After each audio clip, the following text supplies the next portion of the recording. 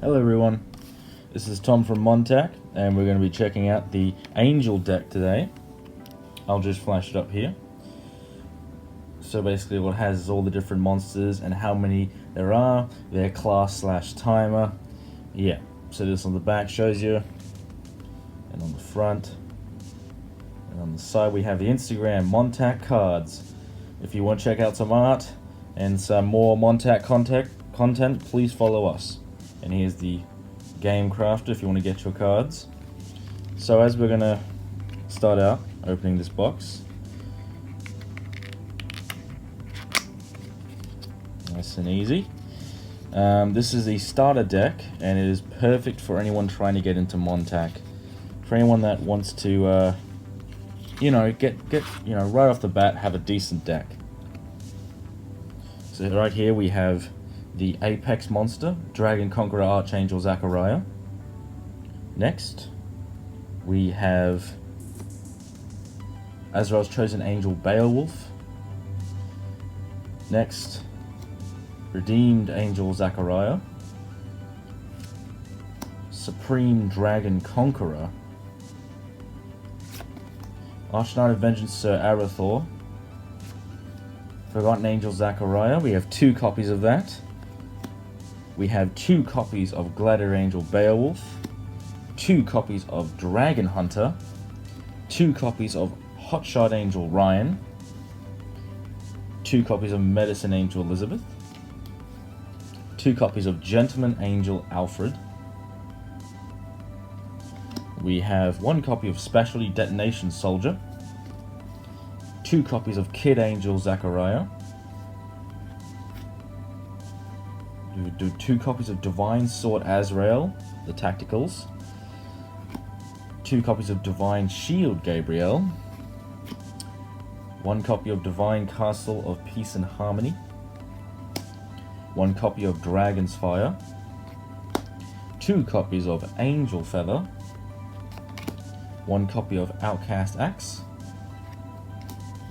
1 copy of Starhand, 1 copy of Monomace, 1 copy of Inner Darkness, 1 copy of Regeneration, 1 copy of Synergy Nullification, and 1 copy of Type Change.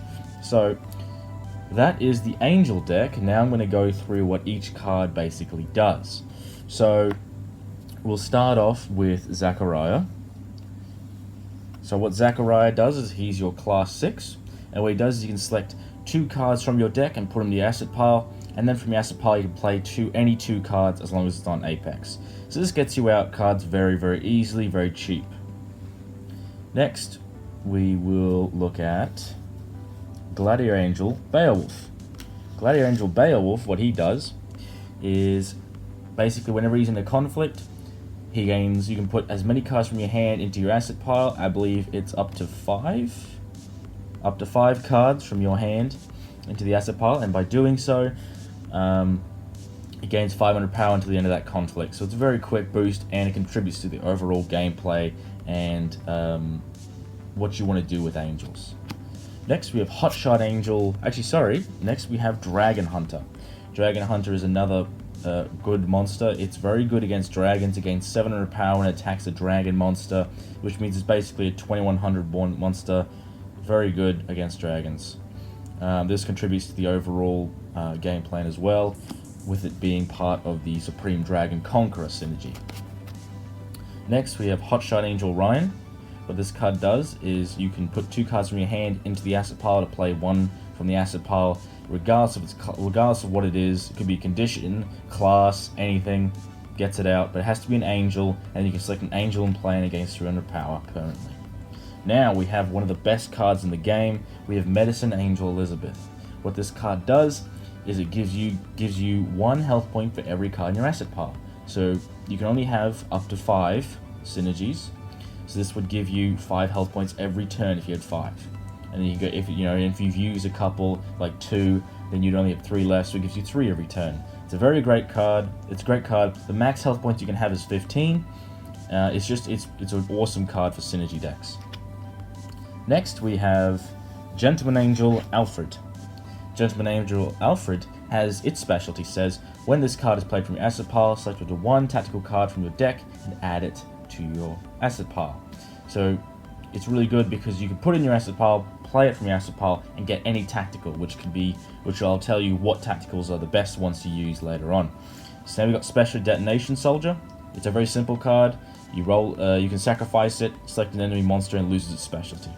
So what the specialty is basically it's this. So this bit here, right? So that's your name, your bio, specialty, and power. So specialty is very good because it just stops an enemy monster from using a specialty, and it's just a very useful. It's very useful to have. Next, we have the card Kid Angel Zachariah. Kid Angel Zachariah can play an angel non-synergy monster from your deck or asset pile, which is extremely useful if you only roll a 1 and you need to get something out quickly. Very useful for the deck. Next, we're going to head into tacticals. So we'll go in with Divine Sword Azrael. What this card does is, while it's in your asset pile, you can play it from your asset pile when your divine monster is in a conflict, and it automatically guarantees you to win that conflict, which is amazing, and it can be played regardless of its class from your asset pile, but it can't be used regularly, which is a little bit of a drawback, but this deck has so many ways of getting into the asset pile, it's rare that it's a useless card. Next, we'll go Divine Shield Gabriel. This is the main defense for the deck.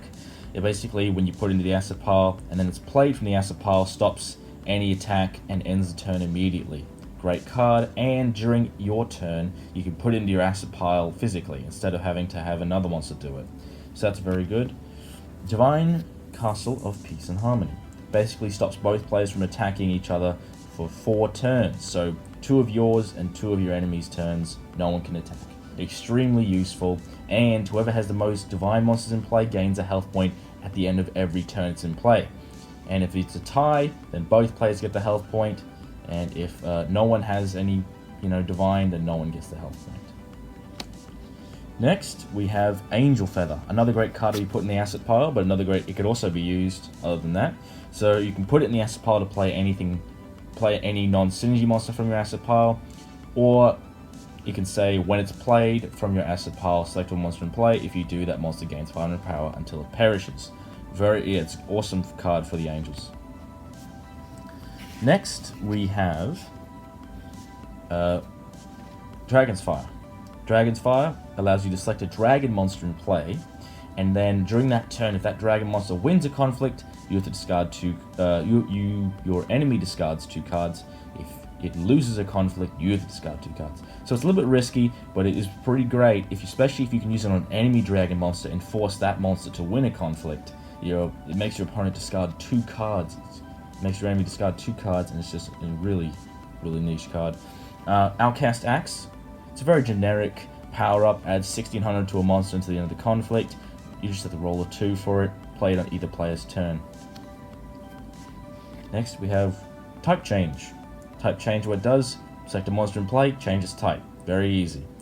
As you can see, it has a little dial there, and you can switch it from Dragon to Igneous to Fighter or whatever one you like. It doesn't have to be physically in the art, but just any type in the game you can change it to. You can play either player's turn, so hence the red diamond, and just roll a 2, very simple. That can also work well with Dragon's Fire, which is this card. Like I said before, you can change a monster your enemy has to a dragon, and then you know the rest. You can either force it to lose, or you can make one of your guys a dragon and then win with it. Next, we have Regeneration.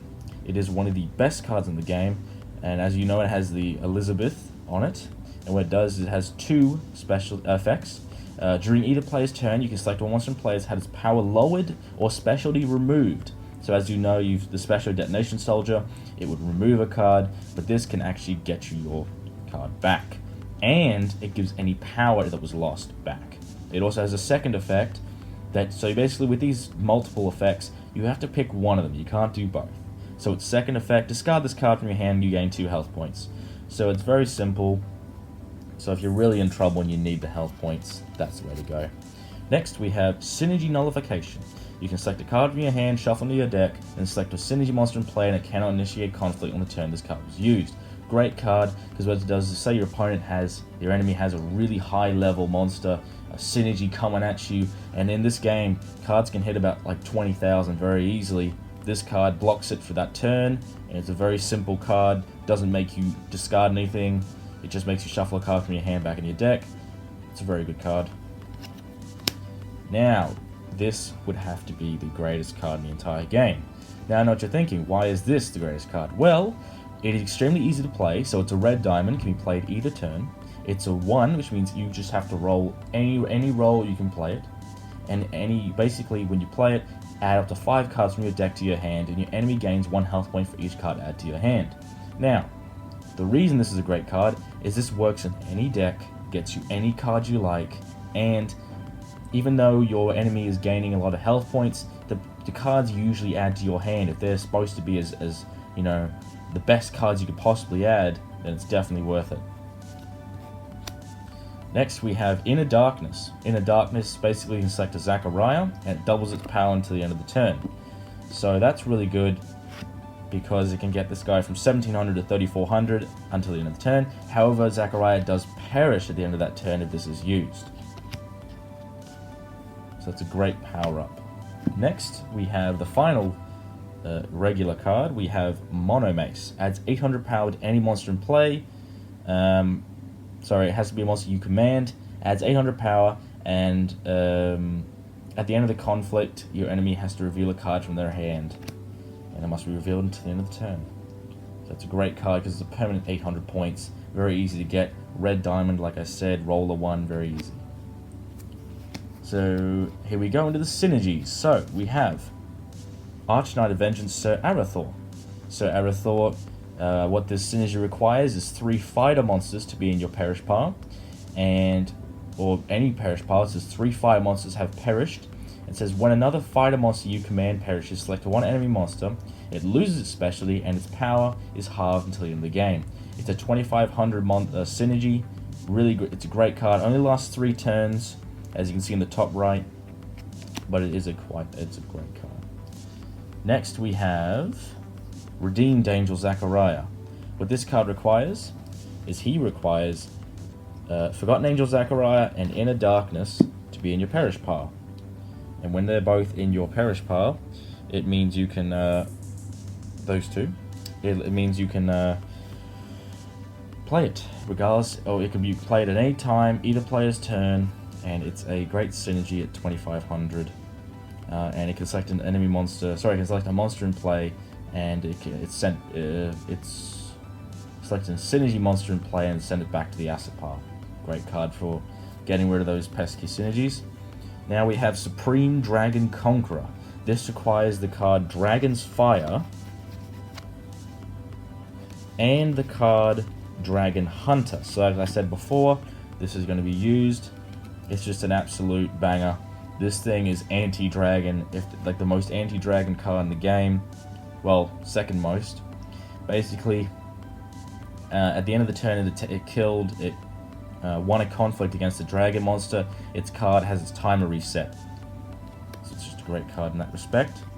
Next we have Azrael's Chosen Angel, Beowulf. Now, this is the second strongest angel so far. And it's a 3300 power and requires Gladiator Angel Beowulf and the Divine Sword to be in your Divine Sword in your Perish pile. And now with them both in there, you can bring out Beowulf. He's a 3300, but when he perishes, you can send 2 cards from your hand, right, from your asset pile to your Perish pile to put him back into your asset pile to revive him in a sense, and then you can play whenever you like him. Now finally we get to the big guy. Dragon Conqueror Archangel Zachariah, the apex monster, lasts for 1 turn, this guy does. So what he does is he requires Redeemed Angel Zachariah, which is this guy, and he also requires the Supreme Dragon Conqueror to be in your Perish pile before you can play him. Now, he has a specialty. What his specialty does is he gets to attack once for every health point you and your enemy have in total. So if your enemy has 5 and you have 3, you can attack 8 times, and if, just add them both together. and against any dragon it attacks, it automatically wins. And tactical cards cannot be used to end the turn while he's in play. So it's extremely a lot of pressure put on, and it's 5600, massive power. And the most he can possibly attack is 30 times in a turn, which is gigantic if both players had 15 health. So that is the Angel deck. This has been Tom. Please follow the Instagram MonTac Cards, and subscribe to MonTac TCG on YouTube to get more MonTac content. Have a great day.